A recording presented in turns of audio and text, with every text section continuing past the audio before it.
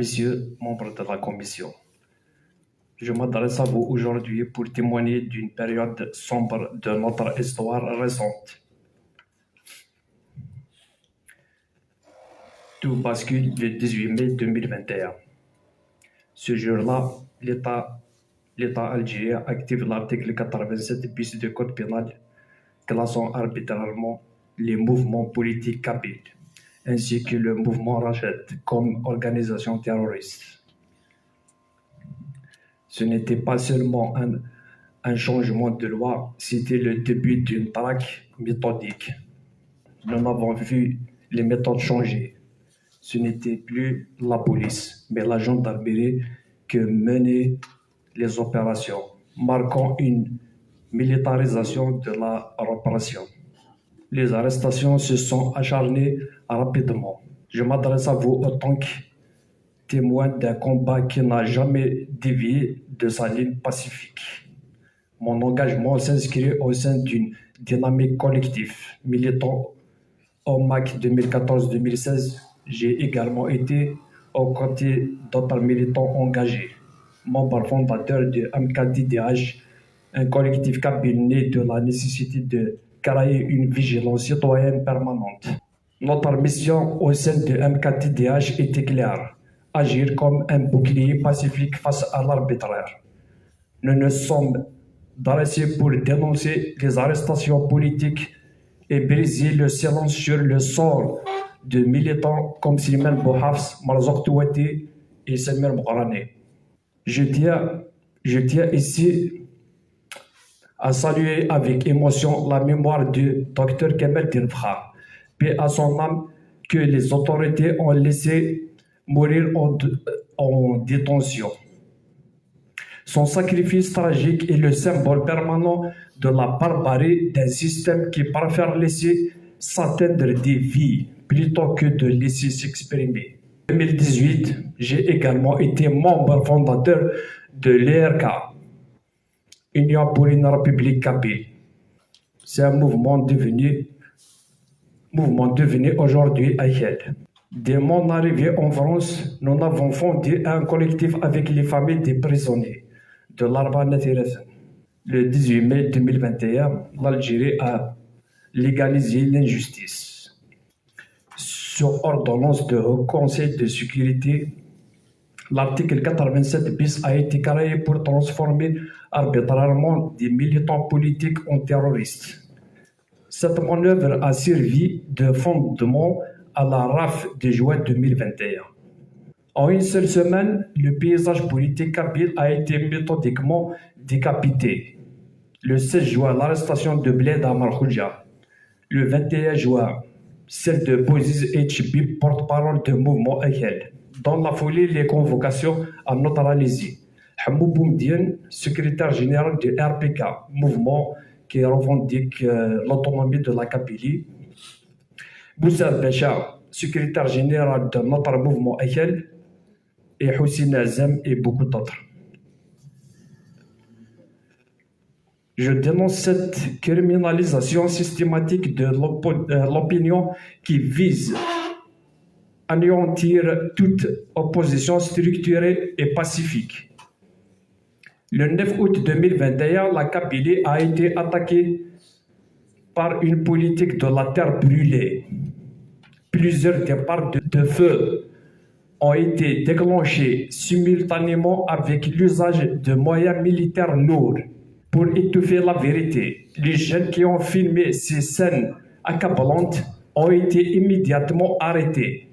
Pire encore, le régime a refusé l'aide des secours internationaux alors que nos villages brûlaient. La veille du 9 août, mon village, Tawrid Mkharan à l'Arba Natirazen, a été touché. Le 10, ce fut autour de nos villages voisins. À Erlijen, ils ont perdu des familles entières.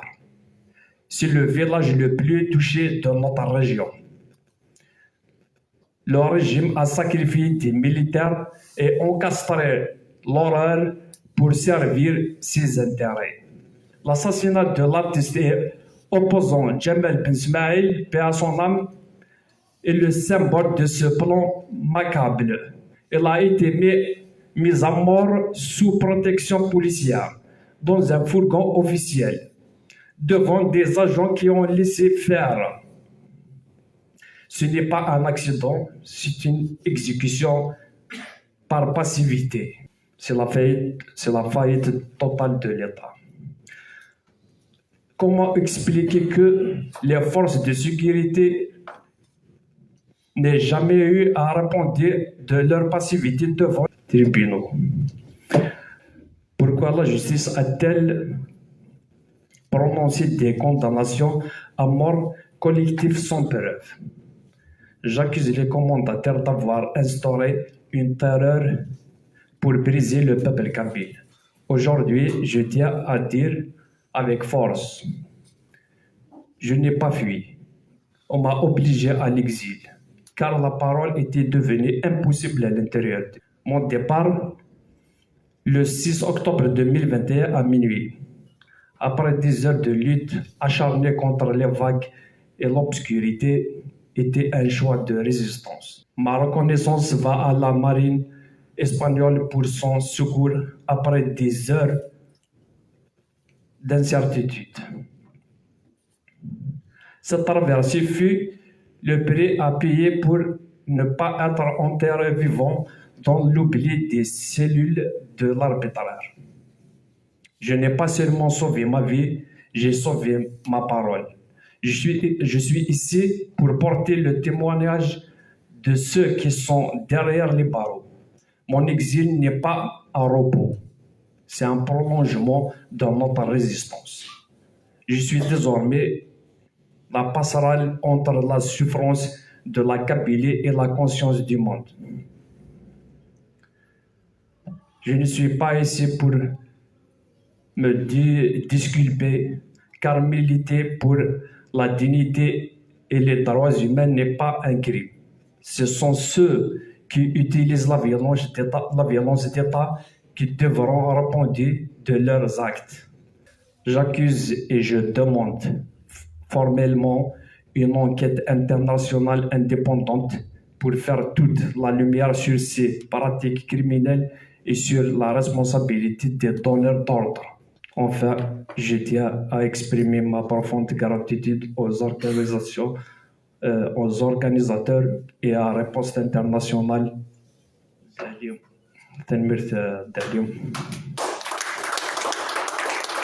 pour la tenue de cette conférence. Cette journée restera marquée dans notre histoire comme un acte de résistance par la vérité et la solidarité.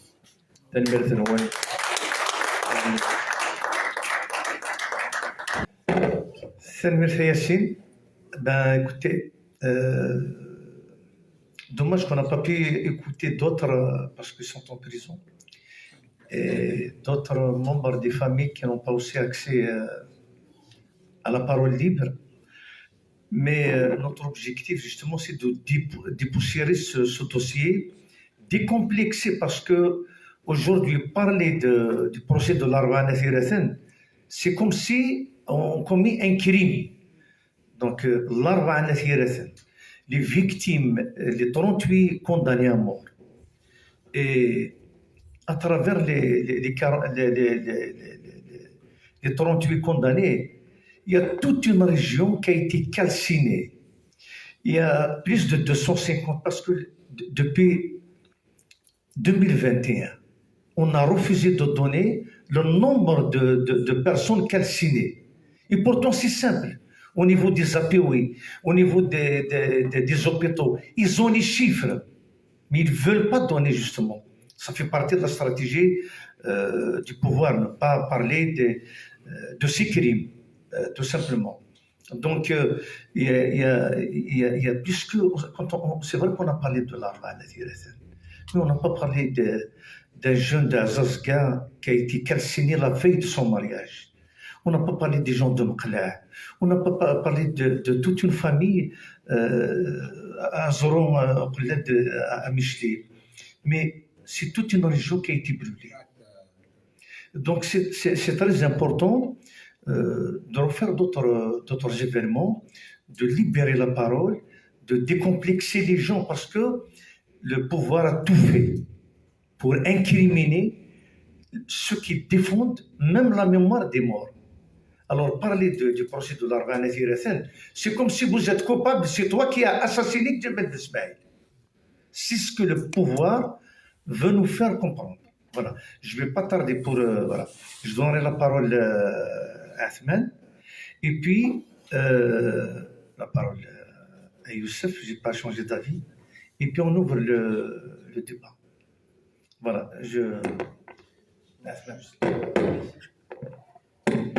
Voilà, donc il y a d'autres témoins donc, qui sont clés et malheureusement il y a des personnes qui n'ont pas pu venir.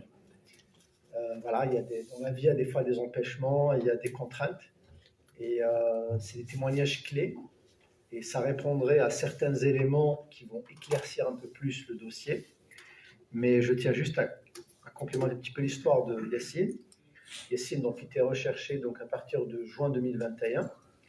Et ensuite, donc, il était obligé de se cacher. En aucun cas, et on se connaît, on a des divergences politiques. Voilà, on discutait. Mais je témoigne, en aucun cas, je me souviens, Yassine a insulté une personne, que ce soit sur les réseaux sociaux, en présentiel ou derrière une personne. Je me souviens de nos débats à Kilim El Qassem, hein, sur l'histoire, sur l'anthropologie avec Lazare, etc. et beaucoup d'autres. Donc là, c'est un témoignage personnel que, face à moi, quand je vois Yassine, c'est un militant politique intègre qui n'a jamais, jamais, jamais mis en tête l'idée de la violence. C'est un amoureux de la chanson, c'est un amoureux de l'histoire, c'est quelqu'un qui aime écouter.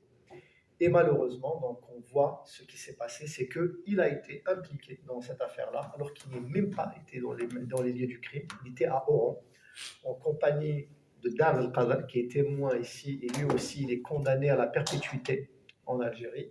On voit un petit peu les condamnations en Algérie, ça devient une question collective, une question nationale. Ça, je ne savais pas.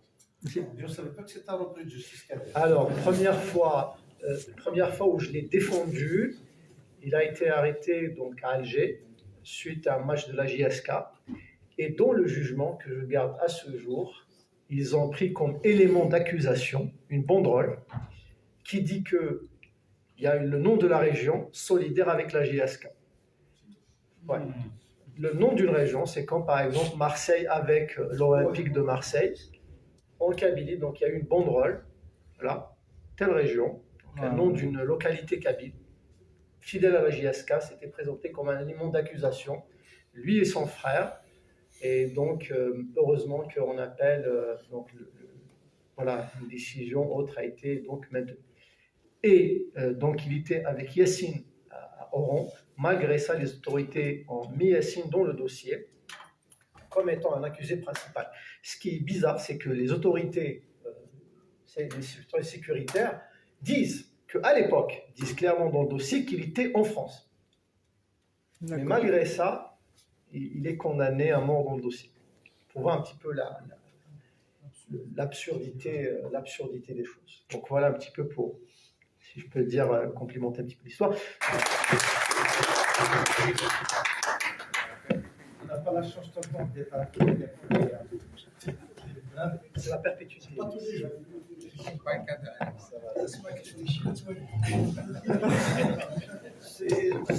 Voilà, c'est le peu qu'on puisse faire pour eux, donc c'est d'être solidaire, leur donner la parole. Voilà. Moi, je commence par Azul.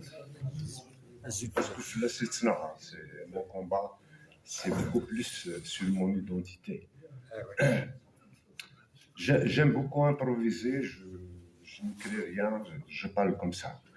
Mais dans ces faits, celui qui détient la vérité n'a pas besoin d'un texte. Celui qui a les vérités, il suffit de fermer les yeux, de parler, tout est juste.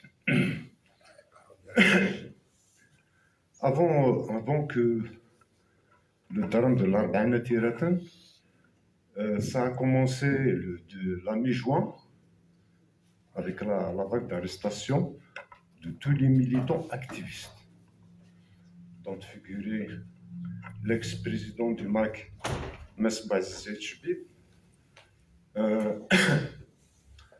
Mahmoud Boumediene, qui est secrétaire général du RPK, Mouvement pour l'autonomie de la Kabylie.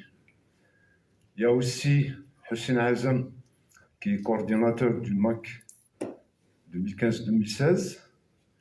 Il y a aussi Marfouja, qui est membre, militant actif. Il y a Bisha Boussad, qui est secrétaire général du l'URK. Il y a, bien sûr, il y a Ould Abdeslam Abdelkader, c'était moi, à qui on a remis la convocation exactement le 26.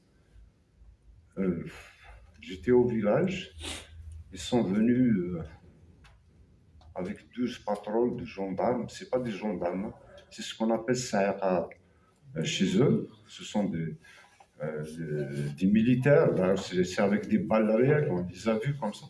Moi j'étais au village, mais je ne suis pas sorti pour que je me présente devant eux, je sais qu'est-ce qu'ils vont faire.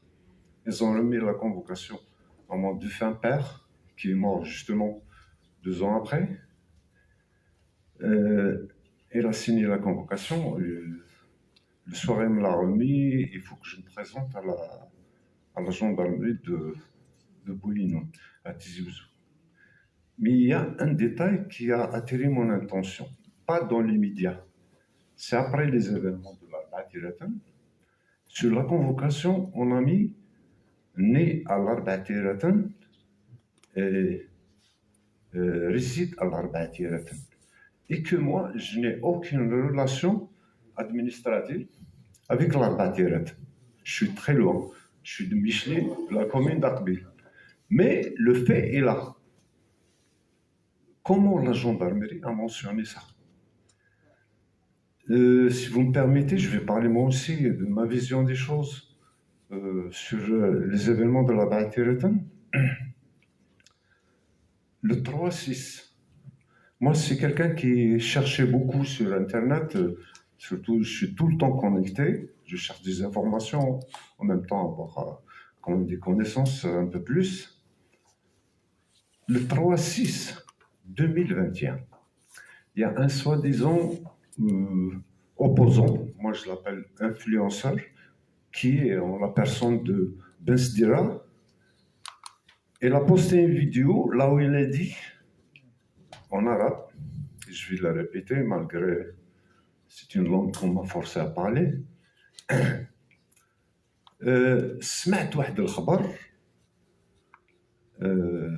يا ربي ان شاء الله ما يكونش صح. قال لك ils ont décidé رايحين يحرقوا منطقه من مناطق البلاد.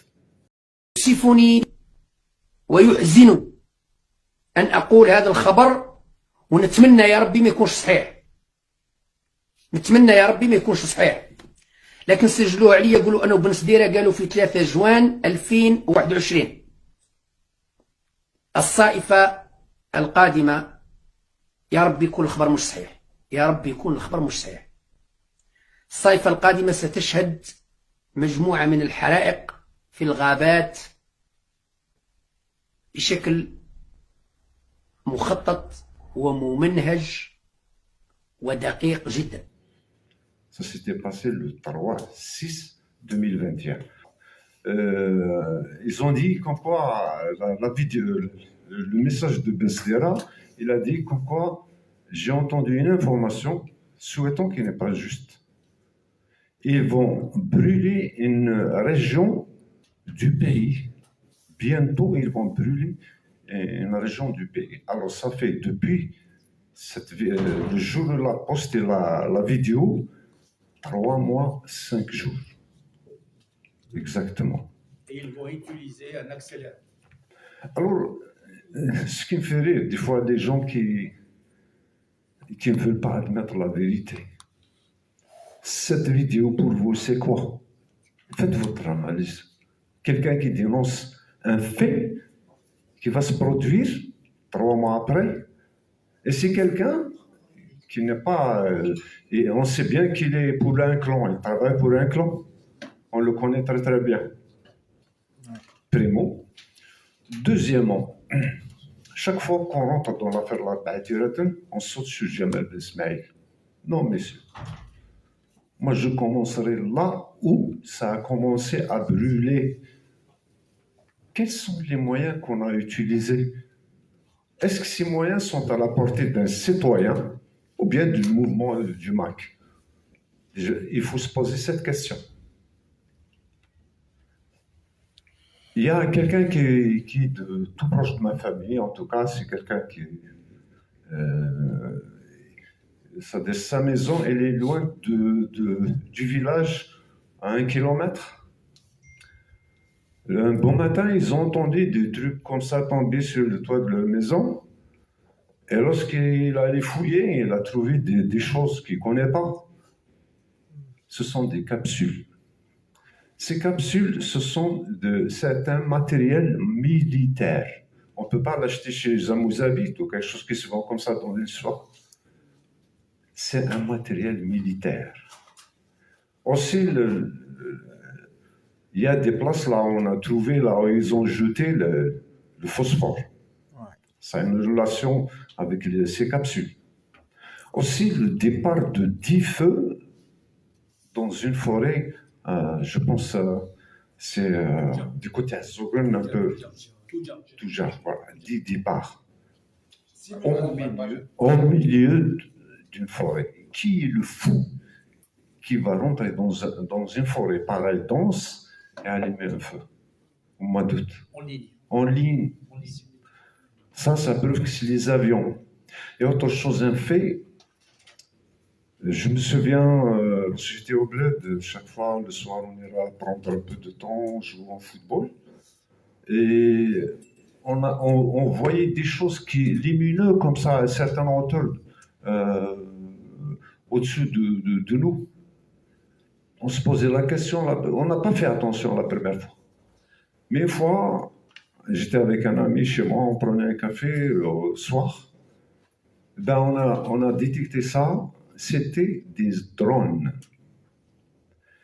Ils ont utilisé des drones et des avions pour miner tout ça et pour vraiment brûler la Kabylie. La Kabylie n'a jamais été, même au temps des Français, ils ont essayé de brûler ce qu'on appelle la terre brûlée, ils ont essayé de brûler toutes les forêts, ils n'ont pas pu. Mais cette fois-ci, aucun mètre carré n'a été épargné.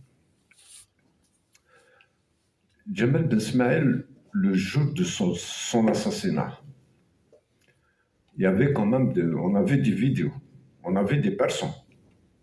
Il y avait 2 personnes qui sont dans toutes les vidéos. Il n'y a personne qui parle sur des personnels. Et que c'est des policiers. On a les noms Tahoum et la région Tahoum. Maintenant, la question que je me pose, qu'est-ce qui reste comme preuve que le reste d'Algérie et certains Kabyles qu'on puisse présenter pour que vous puissiez croire que ce sont des criminels et c'est le DRS qui a fait tout le coup. Nos frères qui sont en prison sont innocents. Qu'est-ce que vous voulez qu'on vous présente comme justificatif qui va vous convaincre que l'État algérien veut en finir avec la Kabylie? Peut-être je suis hypocrite, mais j'aime beaucoup la Kabylie. Il n'y a pas un village kabyle. Chaque famille d'un village kabyle, soit elle a un exilé, ou un condamné, ou quelqu'un de très cher qui a été assassiné depuis la nuit des temps. Depuis 63, je termine. Depuis 63, combien de personnes qu'on a assassinées, et pourtant c'est eux qui ont eu cette indépendance, soi-disant indépendance, en 74, en 80, en 90. C'est nous qui avons payé le prix. Et en 2001 jusqu'au 2021. Celui qui nie tout ça, je ne sais pas comment le qualifier, mais c'est pas juste. Si on est humain, il suffit de voir les choses, elles sont très très claires. Je vous remercie. Merci.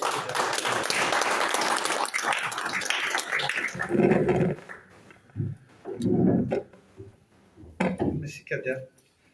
Donc voilà, c'est pas facile d'aborder certains sujets. Donc il y a trop d'émotions, il y a trop d'injustice, il y a trop de violence, et on a perdu beaucoup d'hommes et beaucoup de femmes.